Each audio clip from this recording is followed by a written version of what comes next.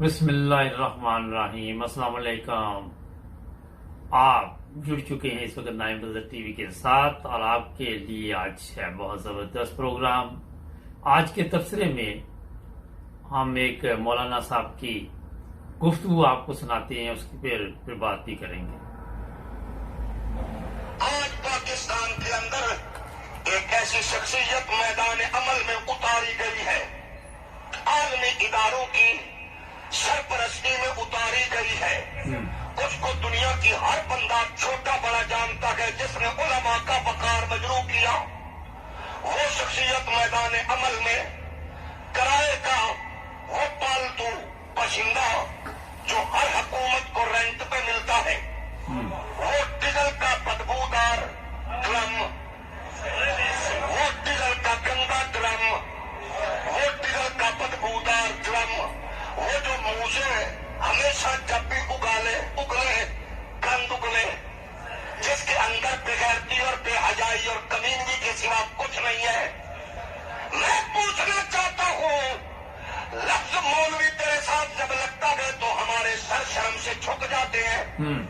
जब तुझे कोई मौलाना कहता है तो उलमा की गर्दनें शर्म से झुकती है। इस जैसे बेगैरत को मौलाना कहना, इस लफ्ज से बड़ी तौहीन क्या होगी।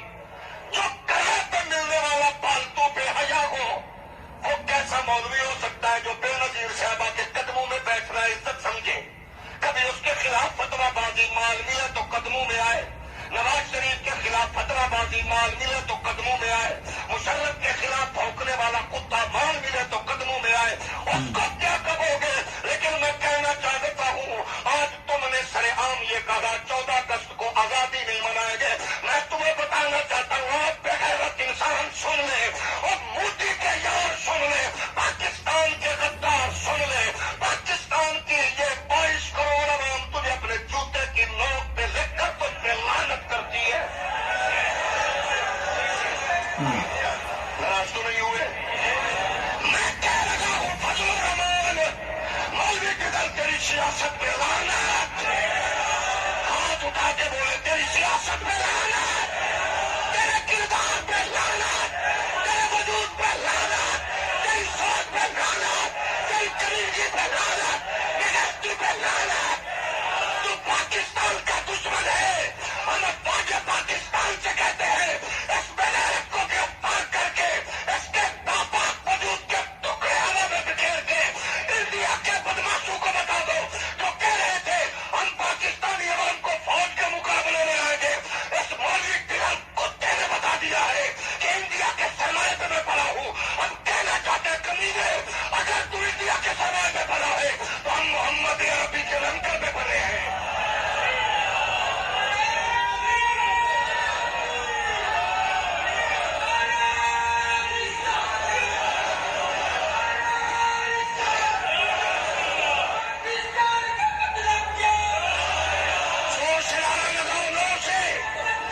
पाकिस्तान का मतलब क्या? जोर से लगा के बेगैरत टिरल को बता दो, पाकिस्तान का मतलब क्या? फिर बताओ, पाकिस्तान का मतलब क्या? दस्तूर रियासत क्या होगा?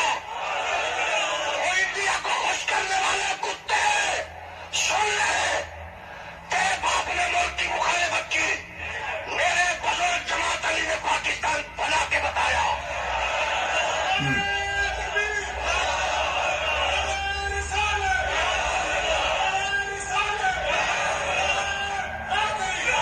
और कोई घर में खड़े होकर ऐसी बात करे, हमारे, क्योंकि मैं पिंड हूं देहाती, हमारे बुजुर्ग कहते थे, पुत्र कुत्ता जो हल्का होवे मार देना चाहिए।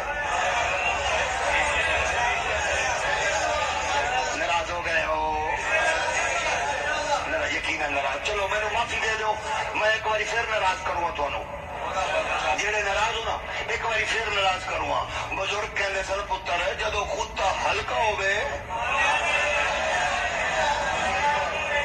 ओनू मार दो। ते मैं कह रहा बाजवा साहब, कुत्ता हल्का हो गया ही, मेरी मुराद आप समझ गए। हौली बोलो ना, कुत्ता हल्का हो गया। पाक फौज सुन लो,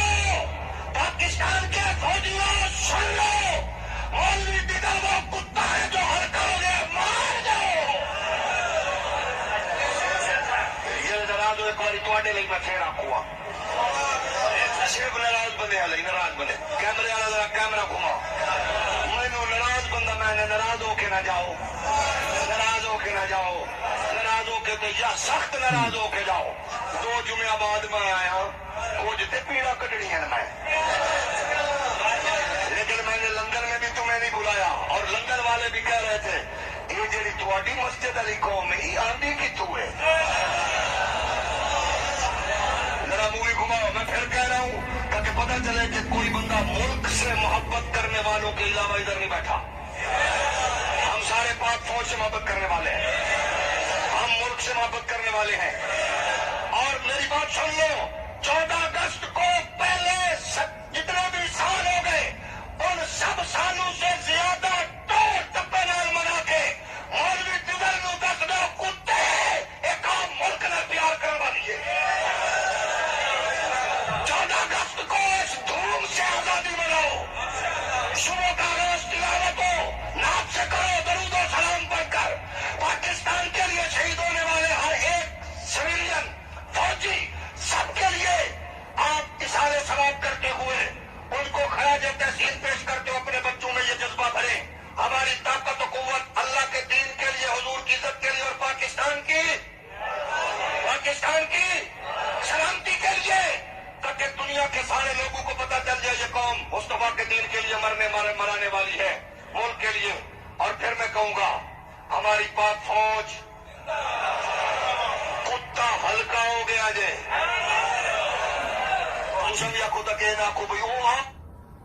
नाज़रीन, ये मौलाना साहब की तस्वीर भी आप देख रहे हैं।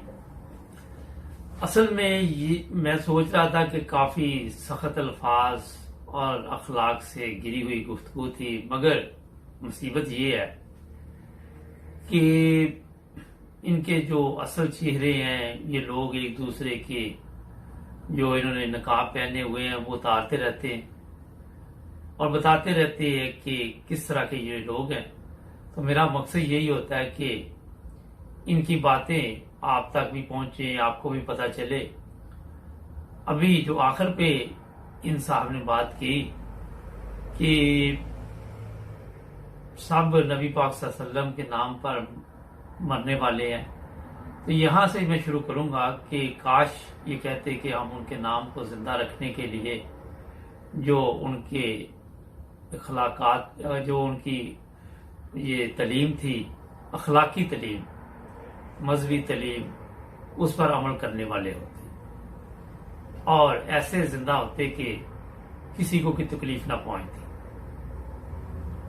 अब दूसरी तरफ आ जाएं तो इनका कहना था कि 14 अगस्त इस तरह मनाए, पहले तलावत करें, फिर जैसे उन्होंने फरमाया। मगर मेरा ख्याल है कि जब आप तलावत करें तो उसके बाद ये मकसद नहीं कि आप लोगों को गालियां निकालनी शुरू कर दें, लोगों को बुरा भला कहना शुरू कर दें और फिर सड़कों पे जाएं, रोड ब्लॉक करें, इस तरह के काम करें। कुरान मजीद की तलावत के बाद तो ऐसे काम करने चाहिए कि अपनी जबान भी जो है उसे भी ऐसी बातों से महफूज रखे जिससे किसी को भी तकलीफ पहुंचे। हमें पता है, हम जानते हैं सब कि फजल रहमान और उसका बालिद पाकिस्तान क्या इतना मुखलस नहीं है, आप दुश्मन भी कह सकते हैं, मगर ये तरीका भी गलत है कि उसको इस तरह गालियां निकाल के तो समझाना। मैं आपको सही बात बता रहा हूं। अब अगर ये लोग आपस में इनकी ये हालत है, तो दूसरी तरफ एक झूठा इल्जाम अहमदियों पे लगाते हैं, जी अहमदी पाकिस्तान के मुखलस नहीं है। तो जनाब ये आप क्या कर रहे हैं? आपके लोग जो हैं वो किस तरफ जा रहे हैं, किस तरफ ये लोगों के पर्दे उठा उठा के आप बता रहे हैं। तो अगर आप अहमदी देखें तो उनसे मुखलस कोई भी नहीं पाकिस्तान का।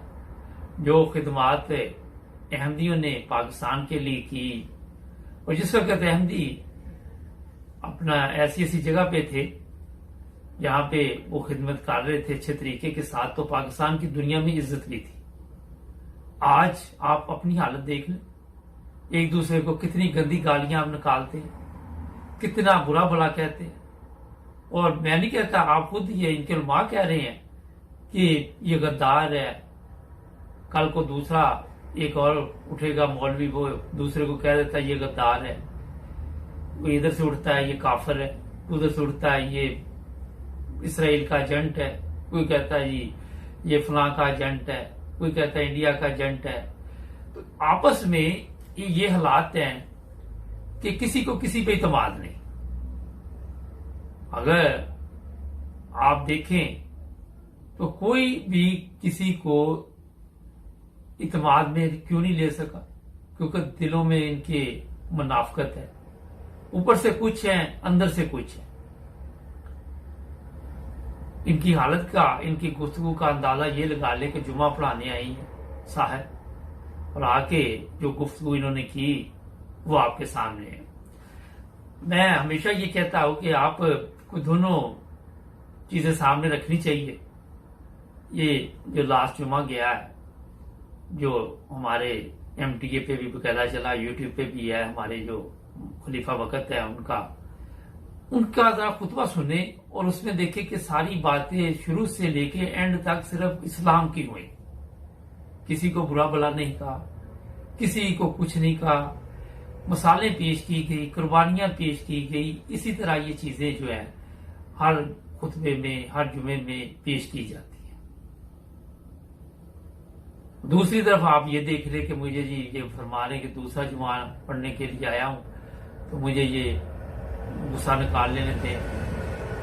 अब अगर आप लोगों में थोड़ी सी भी, मेरे जो हमारा जो चैनल देखते हैं नाज़रीन, थोड़ी सी शऊर, थोड़ी सी समझ जाए तो फैसला आप खुद करें और इंसाफ के साथ करें कि कौन सा रास्ता ठीक है, कहां पे आपको इस्लाम नजर आ रहा है। अब देखिए, नारे भी वहां लग रहे थे, गालियां भी चल रही थी, सब कुछ चल रहा था। अब खुतबा अगर तो ये जुमे का दे रहे थे साहब बहादुर, तो उसमें ये भी आपको इल्म होना चाहिए कि किसी को बोलने की इजाजत नहीं होती। जो लोग बैठते हैं, जो लोग सुनते हैं, वो खामोशी के साथ खुतबा सुनते हैं। और किसी बंदे को आप देखिए, हमारे यहाँ जो जुमा होता है कि आराम के साथ लोग जुमे पे जाते हैं, तमीज, तहजीब, और ये जरूरी नहीं कि सारे वहां इस्लामाबाद जाते हैं हुजूर का खुतबा सुनने। MTA पे खुतबा आता है, उसके बाद लोकल जमातों में जो वहां के मुरब्बियान है या मुअल्लिम है या जो भी सदर है, अमीर है, वो जब खुतबा देते हैं तो वहां पे भी उसी तरह खुतबा दिया जाता है जो इस्लामी तालीमात के मुताबिक है। क्योंकि हम किसी को बुरा भला कहने के लिए खुतबा नहीं देते, वहां पे ये लोगों की तरबियत के लिए देते कि कमजोरियां क्या है उन्हें दूर किया जाए। एक ब्रेक लेते हैं, ब्रेक के बाद बातचीत चलती रहेगी। जुड़े रहे हमारे साथ, सब्सक्राइब भी करें हमारे चैनल। जी नाज़रीन, ब्रेक के बाद आपकी खिदमत में दोबारा हाजिर। मेरे साथ है जर्मनी से नसीर साहब। जी नसीर साहब। जी मुबारक साहब, जब भी कोई मजहबी त्यौहार या रमजान मुबारक या ईद या दूसरी ऐसी चीजें आती हैं जो अल्लाह ताला के हुक्म से मनाई जाती हैं इस्लाम में, तो लेकिन इस तरह ही फिर जो उलमा है वो अहमदियों के खिलाफ हो जाते हैं। और रमजान में भी हमने देखा कि रमजान में तो अल्लाह ताला कहता है शैतान मैंने बंद कर देता हूँ, लेकिन वहीं देखे कि मस्जिद के मनारे भी गिराए गए, तरावी से रोका गया, नमाज पढ़ने से रोका गया। अब बकरा ईद आ रही है, ईद उल अजहा, तो अब कुर्बानी जैसे ये सुन्नत इब्राहिमी है, इसको भी करने से रोका जा रहा है और लोग ऐसे ऐसे तरह तरह से तरीके निकाल रहे हैं ताकि अहमदी इस सुन्नत से भी महरूम रहे। जी अच्छा, इसमें एक चीज आपने कही कि जब कोई मजहबी त्यौहार आता है तो मुश्किलात पैदा की जाती है। मैं अपने मुख्तलिफ लोगों से बातचीत की, पूरा साल ही मुश्किलात रहती है अहमदियों पे ना जी। और वहां पे जो छोटे कस्बे हैं, जो गांव हैं, वहां तो वो लोग कोई मौका जाने नहीं देते ना। और पिछले दिनों एक प्रोग्राम भी हमने किया कि उन्होंने कहा कि मौलवियों को कि आप वीडियो बना के लाएं, जब ये कुर्बानी दें तो हम मुकदमात दर्ज करेंगे ना। अब किस कानून के तहत ये मुकदमात दर्ज होंगे, मेरी समझ से बाहर है। पहली चीज तो ये है। दूसरी ये है कि वहां पे मजहबी आजादी नहीं, बिल्कुल नहीं। कल यही आज सुबह हमने एक इंटरव्यू सरफराज नवाज साहब से भी किया, उन्होंने भी यही फरमाया कि हर बंदे का जो मामला वो अल्लाह ताला के साथ है जी। खुदा ने हिसाब लेना है मरने के बाद ना। तो यहाँ पे प्रॉब्लम ये है कि बहुत जज्बाती तौर पे हमारे लोग हैं और ये भी नहीं सोचते कि जो ये खुद काम कर रहे हैं वो क्या इस्लाम के मुताबिक चल रहे हैं। जी। और जो लोग चलना चाहते हैं उन्हें भी परेशान करते हैं। अब कुर्बानी आ रही है, मुझे याद है कि बचपन में हम भी कुर्बानी के लिए जब कोई जानवर लाते थे बड़े खुश होते थे, घर में बच्चे ज़्यादा खुश होते हैं और एक शौक होता है। और यही हालात आज भी हैं। और वहां पे जिन लोगों ने ये जानवर लिए उन्हें भी तंग किया जा रहा है पाकिस्तान में ना। तो मेरे ख्याल में इसपे जो सबसे बड़ा प्रॉब्लम आ रहा है वो यही है कि वहां के जो लोग हैं, पुलिस ऑफिसर वगैरह, वो आम पब्लिक से डरते हैं और फिर आके लोग हमारे एमपीओ को कह देते कि आप कुर्बानी ना करें। हालांकि अगर वो यही बात उन लोगों को कहें कि जनाब आपको क्या प्रॉब्लम, आप अपने घर में करें कुर्बानी, इनको अपने घर में करने दें, इन्होंने अपने लोगों को गोश्त तकसीम करना, आप ना लें इनसे गोश्त, अगर ये देने भी आए तो क्या ख्याल है? जी बिल्कुल, खुशियां तो इकट्ठे बांटे ना मिलकर। बिल्कुल। तो ये एक तकलीफ की बात है और हर ईद पे ये किया जाता है। इनका तो बस नहीं चलता, ये तो एमपीओ के कपड़े भी दूसरे कर दे कि इस रंग के पहनने, और अपनी इनकी हालत का अंदाजा आप खुद लगा ले। मैंने पहले हिस्से में एक प्रोग्राम सुना दिया है नाजरीन को। तो अफसोसनाक वाकयात है। गवर्नमेंट को इस तरफ तवज्जो देनी चाहिए, पुलिस को जिन शहरों से या जिन कस्बों से या जिन गांवों से ऐसी शिकायतें आ रही हैं वहां के लोगों को जाके बताना चाहिए जनाब आप अपनी कुर्बानी करें, इन्हें अपनी करने दें, आपको क्या तकलीफ है इससे? मुबारक साहब, अवाम को पता नहीं क्या हो गया है, उलमा को क्या हो गया है, इन्होंने कुरान नहीं पढ़ा कि मुखालिफ जज्बाती है। एक शादी की वो प्रोग्राम चल रहा था तो वहां पे ऐलान किया उन्होंने, दूल्हा दुल्हन बैठे हुए थे, तो मौलवी ने ऐलान किया कि किसी को इस शादी पे एतराज तो नहीं है। जी। तो पिछली जगह से एक जो लड़की थी उसने एक बच्चा उठाया हुआ था, तो वो आके तो आगे बैठ गई। वो जैसे ही उठ के आई चलती आई तो जो दुल्हन थी उसने दूल्हा को चपेट ठोक दी। जी। और जब वो लड़की आगे आई वो दुल्हन ने भी, फिर वो जो दुल्हन के भाई थे उन्होंने बंदूकें निकाल ली, वालिद भी डंडा लेने घर से भागा है जी। और वो वहां हंगामा हो गया। जब वो मौलवी ने कहा पूछो तो सही ये लड़की की क्या मसला क्या है, तो वो कहने लगी कि मुझे पीछे आवाज नहीं आ रही थी इसलिए मैं उठ के आगे आ गई। तो ये कौम जज्बाती है, इनको अकल नहीं है, समझ नहीं है, तो इनको पता नहीं कि कुर्बानी की अहमियत क्या है। ये अच्छा, ये दूसरों की कुर्बानी के चक्कर में अपनी भी जाया कर लेते हैं, खुद भी गुनाहगार हो जाते हैं। बहुत बड़ा गुनाह है। अब मौलवी कैमरा लेके ये मोबाइल तो एमपीओ का घर देखता रहेगा, अपनी भी कुर्बानी से गया। और कितना ये मना है तो जासूस करना, हाँ जी। कितना मना है, जहाँ भी वो आवाज भी अब सुनेगा बकरे गाय की या कहीं। अच्छा, ये कहीं कानून में शामिल भी नहीं है, मैं आपको बता दूं कि एमपी कुर्बानी नहीं कर सकते। अस्सलाम वालेकुम तो लिखा हुआ है कि ना कि इनके ऊपर, क्योंकि इनको सलामती की जरूरत नहीं, मगर ये कुर्बानी का नहीं लिखा हुआ। मेरे इल्म में नहीं, शायद तो हो, पता नहीं आप। ठीक है, अब ये देखें कि इस्लाम की कौन सी तस्वीर पेश कर रहे हैं, क्या दूसरे ममालिक कहेंगे कि ये देखें एक इस्लामी नहीं, कोई फर्क नहीं पड़ता, बेशर्म लोग, या क्या फर्क पड़ता है। दूसरे ममालिक पहले कौन सा इनको वो फूलों के हार पहना रहे हैं जी, ये बड़ी कोई खिदमत कर रहे इस्लाम की। बड़ा दुख होता है कि ये ऐसे वहाँ कवानीन हो गए। 4 से 50-60 साल पहले कितना इकट्ठा मिलजुल के रहते थे, कुर्बानियां। देखिए, जब आप मिलजुल के रहेंगे, जब आप प्यार मोहब्बत से रहेंगे, आप इत्तेफाक से रहेंगे, आपकी इज्जत होगी माशरे में, आपको लोग इज्जत की निगाह से देखेंगे। आप दूसरे जो कौमें होंगी, जो आपके दुश्मन ममालिक भी होंगे, वो भी डरेंगे कि इनके अंदर आपस में इत्तेफाक है।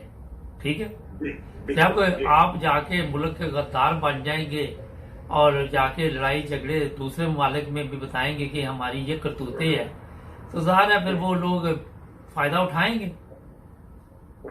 जी हाँ, तो इस तरह ये अब कुर्बानी तो अब आ जाएगी एक हफ्ते के बाद, लेकिन एहतियात की ये जरूरत है क्योंकि मवेशी मंडियां बिल्कुल बाजारों के अंदर आ गई। देखिए मैं एक चीज आपको बताऊं कि कुर्बानी अब ठीक है, वहां पे हालात ऐसे ही है, 12 हिकमत अमली से काम लेना चाहिए हर जगह पे ना। अहमदियों को भी हिकमत अमली से काम लेना चाहिए और जज्बाती नहीं होना चाहिए। वो इसी तरह ये जैसे आपको अज़ान से रोका गया तो नमाज तो आप पढ़ रहे हैं, सवाब तो हो ही रहा है ना। बाकी जो मैं बात समझाना चाह रहा था वो समझ गए होंगे साहब। तो एहतियात करनी चाहिए। अगर आपको वहां पे पाबंदी लगा रहे हैं, आपको तकलीफ दे रहे हैं, आपको लड़ाई झगड़ा नहीं करना चाहिए। कोशिश करें कि आप ऐसे ममालिक में कुर्बानी कर दे जहां पे सहूलत हो, सवाब अल्लाह ताला आपको देगा।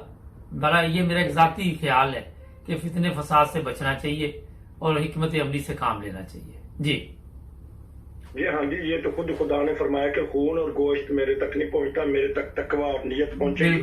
और जो हमारे ऐसे हैं वहाँ पाकिस्तान में जो अहमदी नहीं है, तो उनको भी ये देखना चाहिए कि वो चैनल देखते हैं, वो समझाएं, बताएं, आवाज उठाएं। हाँ बिल्कुल। असल में जानवर जो बात आपने की ना, जो समझाने वाला फिर उसके भी खिलाफ हो जाते हैं ना।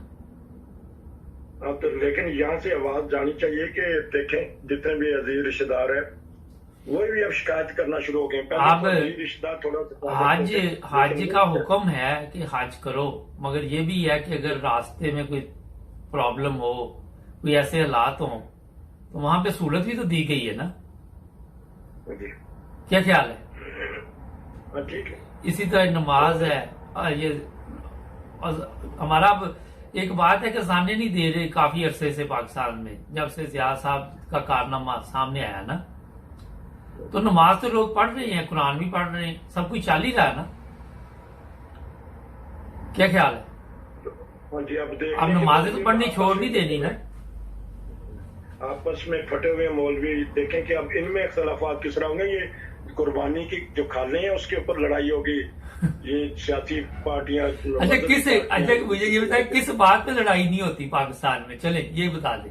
कुर्बानी की चले बात पे लड़ाई हो जाना, आम बात पे लड़ाई हो जाना तो अलग बात, लेकिन अब ये देखें सारी ये माफिया है। ये देखे ये बकायदा ये कराची की बात अगर कर ले तो वो इतला दे दी जाती है कि जो कुर्बानी की जो भी आपने बताया, ये क्या नाम है इसका, जो खाल है कुर्बानी की, वो हमें दी जाएगी ना।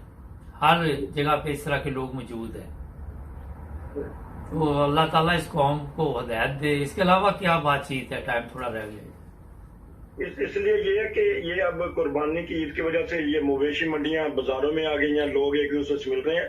पाकिस्तान में ये खबरें आ रही कि कोरोना बड़ी जल्दी से फैल रहा है। तो कोई फर्क नहीं पड़ता, कोरोना फैल जाए क्या हो जाएगा। ये इंग्लैंड ने पाबंदी लगाई हुई है, होटल में रह के आ जाते लोगों के पास बड़ा पैसा है, कोई टेंशन नहीं है।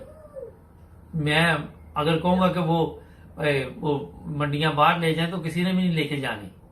मेरे कहने पे किसी ने, मेरी बात सुने, एक बात सुने, आप देख रहे हैं 1-1.5 साल से कोरोना का ये जो चल रहा है मसला, लोगों को खुद समझ आ जानी चाहिए ना इतनी देर में। तो यहाँ पे आई है ना समझ, यूरोप में लोग मास्क भी लगाते हैं, लोग एहतियात भी करते हैं, सब कुछ करते हैं। तो अब अगर किसी बंदे ने जाके खुद ही मरना है तो क्या कर सकते जैसे बोल दे नहीं। यानी बिल्कुल कभी एहतियात का है। जो आज की खबर है वो तो बड़ी खतरनाक बन गई है। तो जो इलाका ये टूरिस्ट के लिए खोलना चाह रहे थे, गिलगित वगैरह का ये शुमाली इलाके, तो वहाँ 23% हो चुका है एकदम। देखें तो वो अभी बढ़ेगा। ये अभी इतने आराम से ये लोग बैठने वाले नहीं। ईद आ रही, ईद पे फिर बढ़ेगा, ये चलता रहेगा। पाबंदियां लगा दी इन्होंने। हाँ जी, तो ये हालात इतनी जल्दी गरीब ममालिक में कंट्रोल में करने बड़े मुश्किल होते हैं। रोजगार के मसाइल है वहां पे ना, लोगों को रोजगार भी चाहिए और फिर कोरोना से भी बचना है। तो कई कहते हैं यार भूख से मरना है तो चलो बाहर निकला, देखता हूं क्या बनता है। क्या करें वहां हमारी, क्योंकि गवर्नमेंट जो है वो इतनी उनके हालात अपने ठीक नहीं है कि वो लोगों की अच्छी तरह मदद कर सके। नाज़रीन, प्रोग्राम का वक्त खत्म हो रहा है। जुड़े रहे हमारे साथ, हमारे चैनल को भी सब्सक्राइब करें। मिलेंगे अगले प्रोग्राम में। अल्लाह हाफ़िज़। ओके जी।